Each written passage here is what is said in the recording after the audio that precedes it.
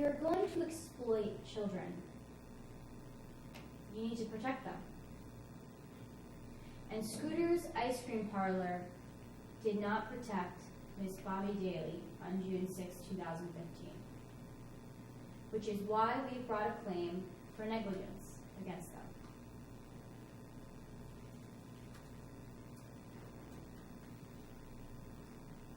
Now,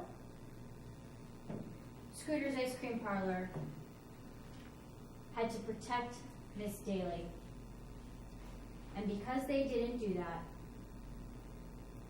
they need to be held responsible.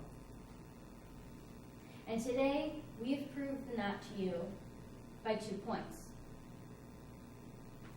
First, that the defendant's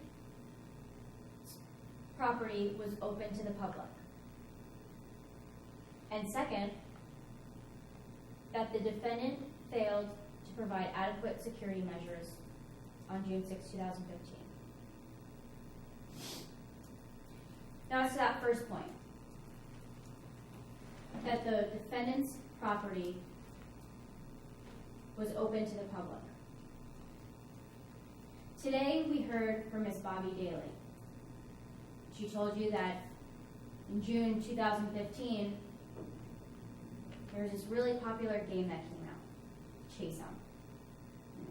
She was playing it, as were many other children her age. And she told you that when she arrived at Scooter's Ice Cream Parlor on June 6, 2015,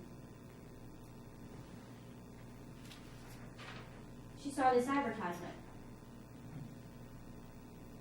And this advertisement confirmed to her that Scooter's was a chase place.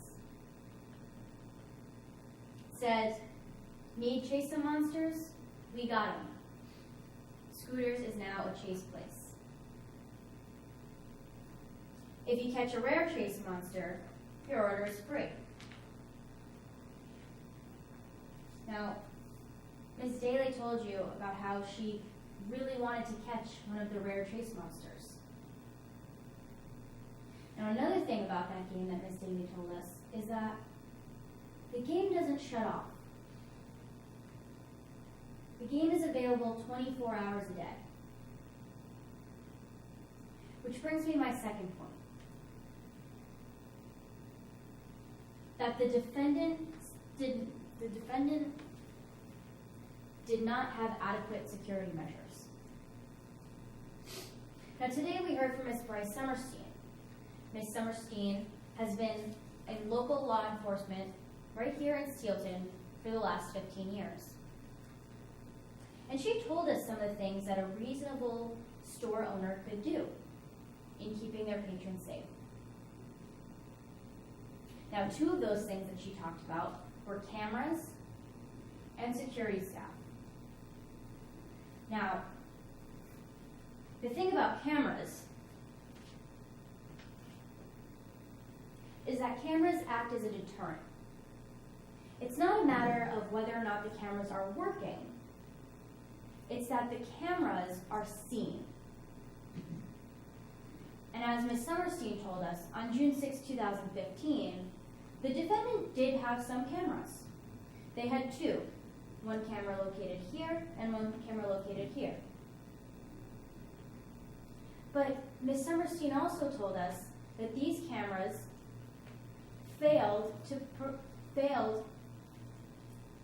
to do their deterrent effect.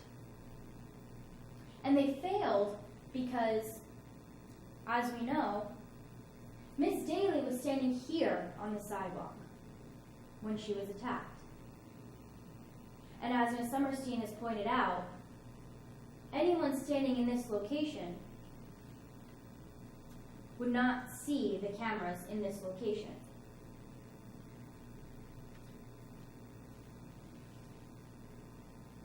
And so that any person standing in this location would have no reason to believe that they were being recorded, thus failing their deterrent effect.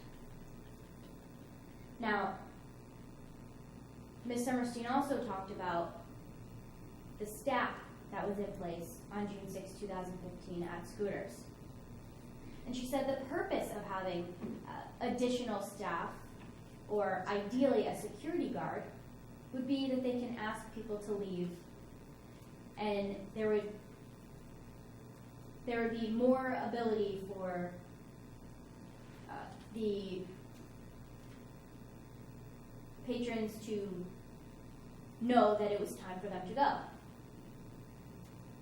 But what we heard today was that on June 6, 2015, Scooter's Ice Cream Parlor had only one employee working. And that employee was Miss Kristen Closing, a 17-year-old girl who was an exchange student from Russia, whose primary language was not English. And so, had Scooters had one more employee, as Ms. Summerstein has pointed out, Miss Daly would not have been harmed. Now,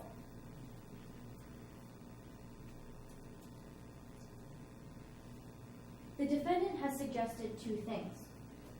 First, that Miss Daly is responsible for the acts, First, that Miss Daly was trespassing. And second, that Miss Daly was responsible for her home accident. Now, we heard today from the defendant on cross-examination, and he confirmed for us that at his shop, there are no trespassing signs. There are no fences. He couldn't point us to an area that the hours are posted. And he also confirmed for us that the lights in his parking lot are on 24 hours a day. Ladies and gentlemen, those lights being on, well, that's an invitation for people to come there.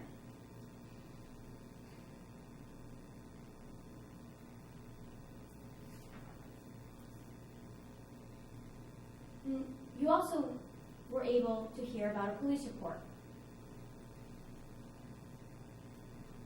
And in that police report, which you will have the opportunity to look over,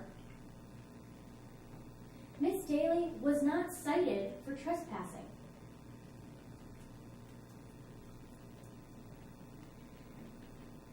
Now, as to the second suggestion made by the defendant, that the plaintiff is responsible for her own injuries,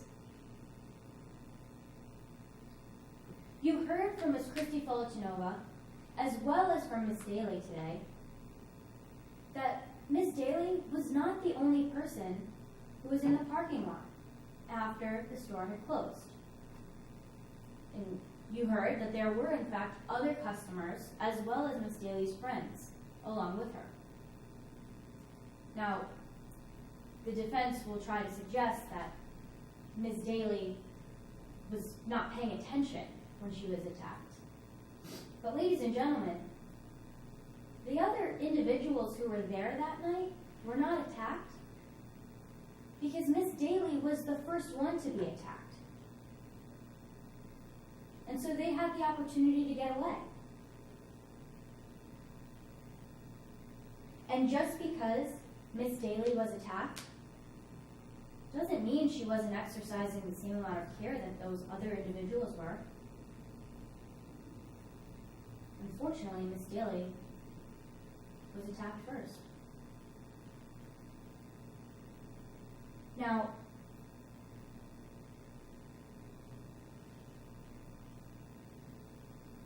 you're going to be asked, you're going to go back to the deliberation room, and you're going to need to be asked, you're going to be asked two questions. And the first, was Miss Daly allowed to be there at 10:45 on June 6, 2015? And the answer to that, ladies and gentlemen, is yes.